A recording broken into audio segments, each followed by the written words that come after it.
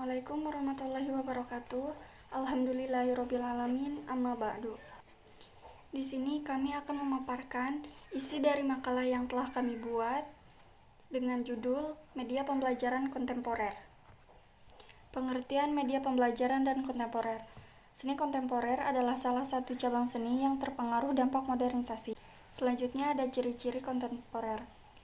Yang pertama, tidak adanya sekat antara berbagai disiplin seni. Kedua, konsep penciptaannya tetap berbasis pada sebuah filosofi. Tiga, tidak terikat pada pakem-pakem tertentu dan aturan-aturan zaman dulu. Empat, mempunyai gairah dan nafsu moralistik yang berkaitan dengan matra sosial dan politik sebagai tesis. Yang kelima, seni yang cenderung diminati media massa untuk dijadikan komoditas pewacanaan sebagai aktualitas berita yang fashionable. Keenam, mengutamakan jenis seni media baru. 7. Isu-isu yang dibicarakan seni rupa kontemporer. Selanjutnya ada fungsi dan tujuan seni rupa kontemporer. Fungsi ini dibagi menjadi dua, yaitu fungsi individual dan fungsi sosial. Fungsi individual terdiri dari dua unsur, psikis dan fisik. Fungsi fisik dapat dipengaruhi melalui seni pakai yang berhubungan dengan fisik seperti busana, perabot, rumah, musik, senam, dan sebagainya. Yang kedua ada fungsi emosional, dipenuhi melalui senimun, baik si pembuat atau si pengubah maupun konsumen penikmatnya. Yang kedua ada fungsi sosial. Fungsi sosial artinya dapat dinikmati dan bermanfaat bagi kepentingan orang banyak dalam waktu relatif bersamaan. Berikutnya ada aliran-aliran seni rupa kontemporer. Yang pertama, aliran neoklasik. Pecahnya Revolusi Prancis pada tahun 1789 merupakan titik akhir dari kekuasaan feodalisme di Prancis yang pengaruhnya terasa juga ke bagian-bagian dunia lainnya.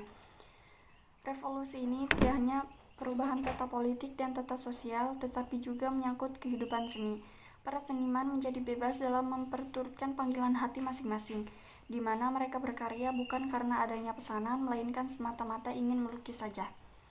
Maka dengan demikian mulailah riwayat seni lukis modern dalam sejarah yang ditandai dengan individualisasi dan isolasi diri. Baiklah, di sini saya akan melanjutkan penjelasan dari Nuryanti tentang aliran-aliran dalam seni kontemporer. Yang kedua di sini ada aliran romantisme. Aliran romantisme merupakan aliran yang mengajak kembali kepada alam, sehingga manusia yang tidak hanya memiliki pikiran, tetapi juga memiliki perasaan dan emosi.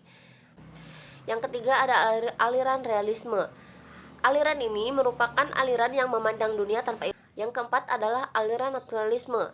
Aliran naturalisme adalah aliran yang mencintai dan memuja alam beserta segenap isinya. Yang kelima ada aliran impresionisme.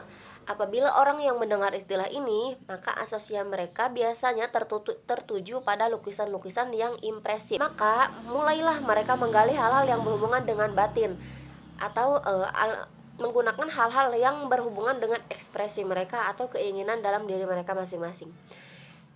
Yang ketujuh ada aliran fauvisme.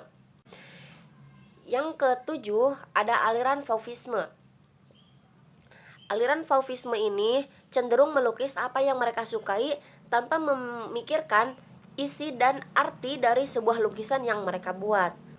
Yang kesembilan ada aliran abstraksionisme.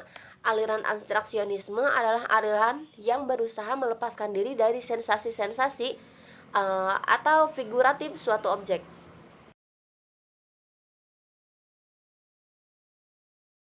Yang kesembilan ada aliran abstraksionisme.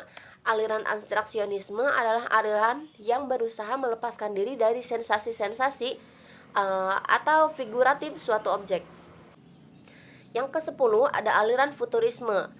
Aliran futurisme ini adalah sebagai reaksi terhadap aliran kubisme yang dianggap dinamis, penuh gerak.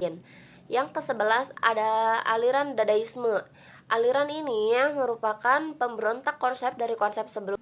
Yang terakhir ada aliran surrealisme. Aliran surrealisme ini banyak dipengaruhi oleh teori analitis psikologis. Yang selanjutnya ada apresiasi seni kontemporer di Indonesia. Apresiasi seni rupa adalah kegiatan dalam menilai atau memberi penghargaan terhadap karya-karya seni rupa. Kegiatan apresiasi dapat digolongkan menjadi 3 tingkatan, yaitu pertama, apresiasi simpatik.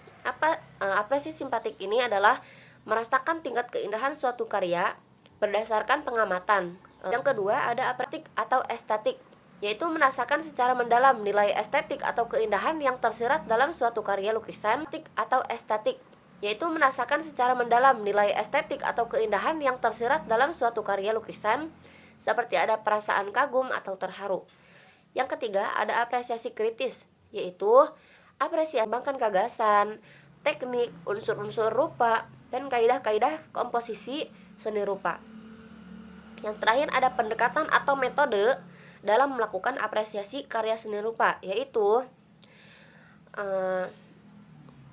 yang pertama ada deskriptif, yaitu paparan secara objektif. Yang kedua, ada paparan berdasarkan kaidah-kaidah estetika.